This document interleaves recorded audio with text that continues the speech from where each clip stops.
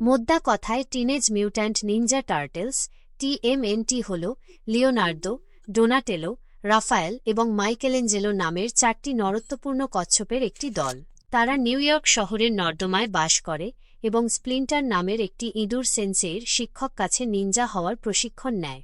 তাদের প্রধান কাজ হল দুষ্টদের বিরুদ্ধে লড়াই করা এবং তাদের শহরকে রক্ষা করা। তাদের প্রধান শত্রু হল ডস রেডার এবং তার ফুট ক্ল্যান।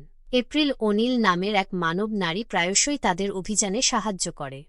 বিভিন্ন কমিক্স, কার্টুন, সিনেমা এবং ভিডিও গেমে এই কচ্ছপদের বিভিন্ন অভিযানের গল্প দেখানো হয়েছে, যেখানে তারা তাদের নিনজা দক্ষতা, বুদ্ধি এবং একে অপরের প্রতি ভালোবাসার মাধ্যমে শত্রুদের পরাজিত করে।